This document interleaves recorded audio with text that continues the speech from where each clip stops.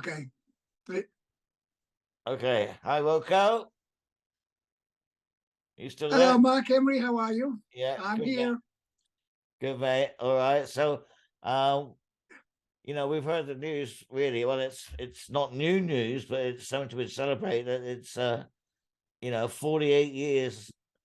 Pick up the pieces. Went to number one this week in 1975, and you were there. I was right there. I mean, I arrived in January 15th in New York City with the Average White Band. And we just finished doing every club, every pub in England. We went to Europe in 73. It was just continuation, just dragging every little gig out there.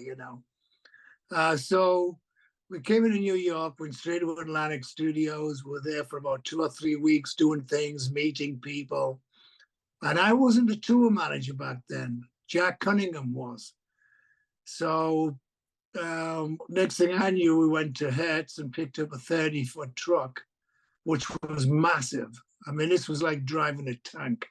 I had a 3-tonner in England, but this was just huge. Biggest thing I've ever driven. And next thing I know, we're putting all this equipment. Even I didn't know what we were doing, but went to Atlantic Studios and got a bunch of stuff, a lot of recording stuff. And then I started putting suitcases in, and I'm looking at the band, and Bruce goes, "Oh yeah, we go to Southampton, Long Island." I'm like, "Okay." First time in the States. Where's Southampton, Long Island? I hadn't a clue where it was. This was your first But anyway, time. Jack Cunningham and I, it was first time in the States. It was, and I was going mental. I just loved it. Plus, it was the coldest winter in history, apparently. I mean, I had to go out and I bought this big old American Army overcoat. It was massive. It was so thick. I mean, I looked like I was a mass murderer. Oh, But it was just freezing. It just gets so cold there in January and February, and that it's just it's freezing. You gotta have a big coat, New York coat. Oh, it was huge, and about 10 more underneath it. So here we go. We got all the suitcases. We got the band going in different cars and all this recording equipment. So off we went, and this 10-bedroom mansion right in Southampton, Long Island. So set everything up, and that's when we start recording Cut the Cake. But we'd also been told by the management of Atlantic Records, don't tell anybody where you are. Nobody should know where you are. We don't want anybody to know what you were doing. So I was like, okay, off we went. So we're there for about 2 or 3 weeks, and we're all snowed in, absolutely snowed in. And I'd never driven in snow like that. The last time I drove in that kind of snow was in Sweden with the Vinegar Joe tour. So after 2 weeks, 2.5 weeks, we had to go back into Atlantic Records. So now it's into February and pick up more equipment, more goodies, the whole 9 yards. And all the telephones, cables, all the phones had been down, the electric had been down. We couldn't record much for about a week, maybe 4 days. So off we go down to Atlantic Records, go in the studio, and he's Big Mac, and he was like the security guard, but he overlooked everything. He was like, "Guys, where have you been?" And we were like, "What do you mean, where you been?" And we couldn't tell him. We're just like, "Oh, we're in rehearsal." "Well, the album and the singles, number one." And we're like, "What?" He goes, "Yeah, you're number one."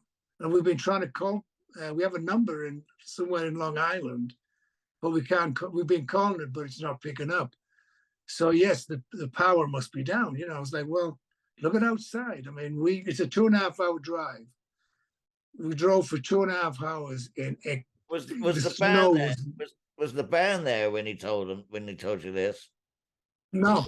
First the band heard. Just Jack.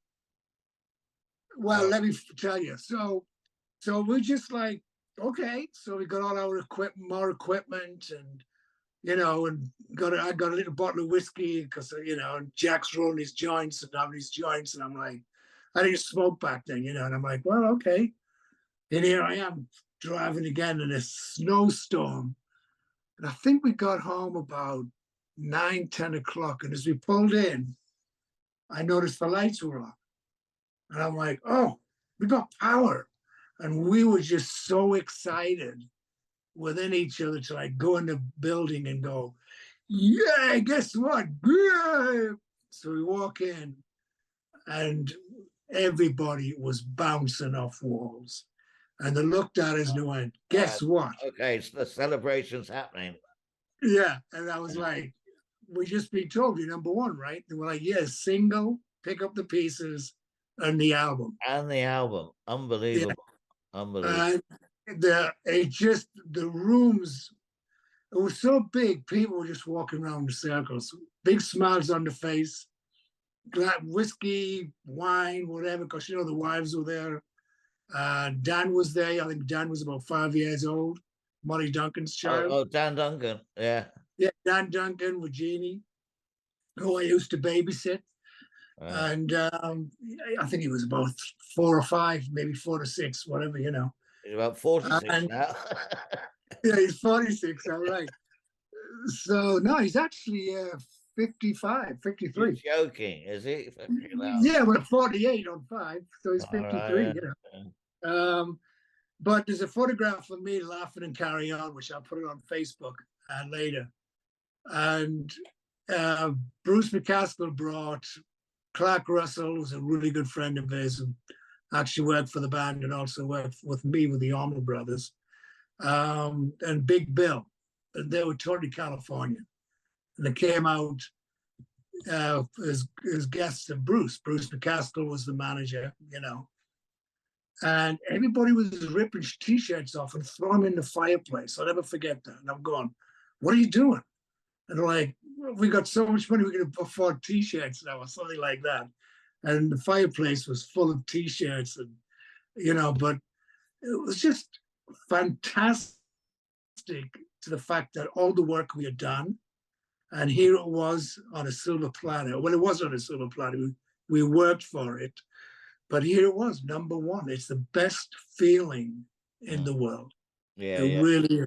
And it changed all of our lives, every one of us. Yeah. I mean, that was in February this week. I don't know what exactly the date was, but it was this week. And we went to 48 years ago. So yeah, it's a pity. Yeah, so that like Molly isn't here, and it's there's a bit of a sad note to it, but it's a brilliant time. I mean, I knew the guys then, but I wasn't working with them. I started working with them later, but I knew them from London, really well, and I know I can imagine that what a hoo-ha they were having. I mean, they know how to party, those guys.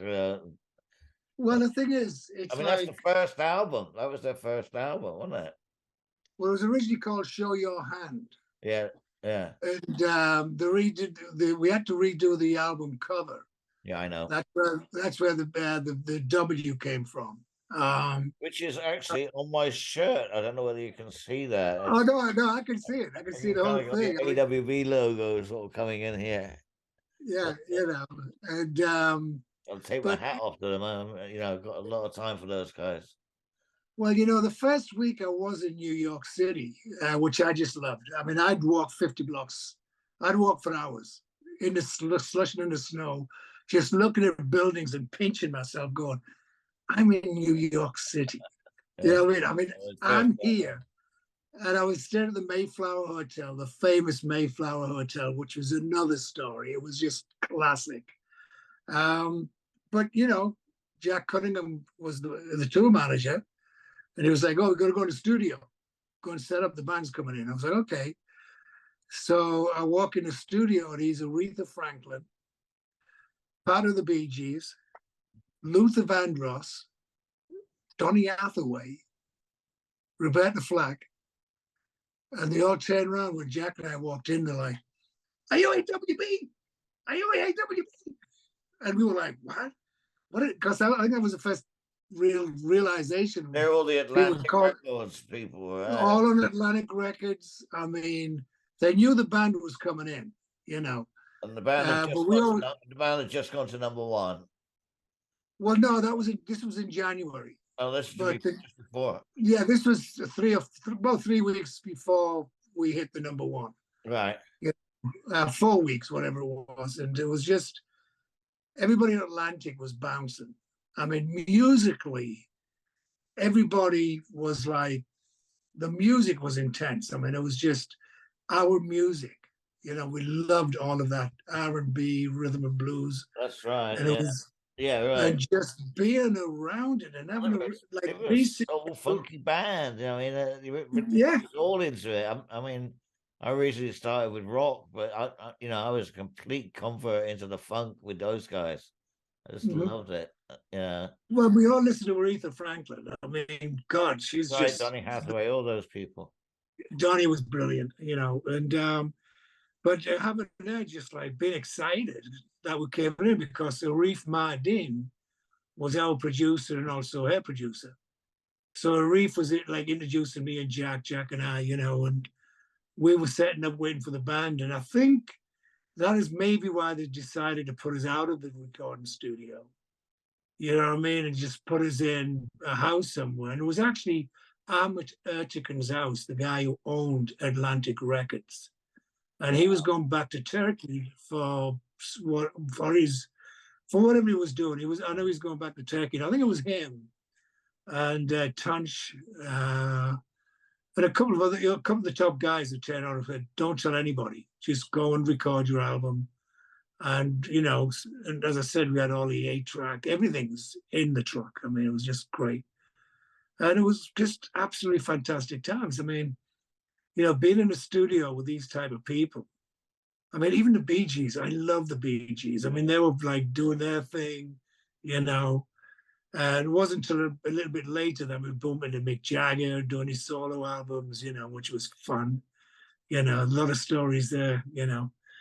But anyway, back to the Average White Band. You know, I was with them for 8 years, worked my ass off. I still love them, still speak to them, you know, but all the work from 73, that 2 years, I was with the Tremolos and the Average White Band. How it balanced itself out, I don't know. Yeah. And they worked hard. I mean, we did 3 gigs in 3 different countries in one day. Yeah. It was just unheard of. I mean, I think we made £10 at the end of the day. We were on the ferry going home, and we're all like knackered, shattered. It'd been a really tough tour, you know. And it was Well, like, and I was involved with them, you know, this is back it. then. You But gotta yeah, I pay think we your made, dues, do all the rough yeah, stuff. But then, once they had the hit record, then they're sort of jetting all over the place. They're Lear jets, and they're really living it up and well, you know, yeah. I mean, we actually went from 300 seated clubs to 20,000 seaters Yeah, overnight. Yeah, no, I mean, and then about a month later, you know, Jack was just like, "Bye, Jack." You know, he couldn't take the big time. I mean, he was just getting drunk and effed up all the time, and that's when the finally turned around. I think I took over tour management probably around June, July of that year. You know, 75. Yeah. yeah. I mean, the head came off, all of this came off. Armani suits went on. The suits. Or the polyester suits, whatever. The polyester suits, you know. And just, it was more like, okay, this is the business. This is what you got to do. You're not in, you know, the Rose and Crown or the, you know, or this pub or that pub. This is it, you know. And we all stayed at the Mayflower Hotel, most of us anyway. And that's another story. That's a rock and roll rowdy story. We haven't talked much about that, but it was just fantastic because the hotel was full of bands. I mean, every band that was in Atlantic, 60% of them were coming from out of town, and they were staying at the Mayflower Hotel, which was right across the street it's from the Atlantic studio. Yeah. Well, it was really, you could walk to, it was like less than 2 blocks to the studio, you know. But the one thing I never ever forgot was how cold it was. I mean, I've been in Sweden and Norway, and I'm just like, what is this? You know, but inside of me, I was just bursting with enjoyment and full fulfillment because of what had happened, and it just never bothered me, you know. Never wore a hat in my life, and all of a sudden I've got a huge hat down to keep me warm, you know. Oh yeah, Yeah, so that's where I was. yeah. I was in Southampton, in the Hamptons, they call it. Well, brilliant to the We were in the AWB. Hamptons Yeah, recording. the Hamptons. Yeah, very posh. Yeah, I love them to death. They're still playing, God bless them, you know. Every time they come to California, they're still living in New York and Connecticut. Yeah, yeah. When they come out here, I always go and see them, you know. And I'd like to get in touch with Gory again and Ollie. I think they're coming here. That I hope so. Anyway, last time I saw him was here in Exeter. Yeah, but they were sounding great. I mean, and you know, they're keeping it going. That's the main thing. You know, so Uh-huh. and Well, congratulations what we to should the do average is, white man for 48 years. yeah, I mean, #1. congratulations. Yeah, and also we look at the schedule because when we're out there April, May, they may be out there, you know, Oh, or we'll even keep if they're that out, in mind. We'll keep that in mind. yeah, Okay. we'll go and interview them. All right. Okay. Thanks for your recollections there, Wilko. And let you get off It to was your. my pleasure. Okay. Catch you soon. Love you, Mr. Embry. Have a good one. Okay. I'm going to be taking. Yeah, I'm going to meet up with Tana Douglas, who wrote the book Loud on Friday, Okay. and she was the first female roadie. She hung out with us all of us in the 70s in London. She was at the Red Lion, the Speakeasy. Loud. Tana Douglas. The book is called Loud. Oh, I'll have to. So yes, I'm going to take a picture. I'll take a picture of her on Saturday, Friday, and send it in. You know, she's a good friend. Give the book a shout. Okay, I'm out of here. I'm going to go and take some photographs of some hawks, and maybe the whale will be there again. Okay. Yeah.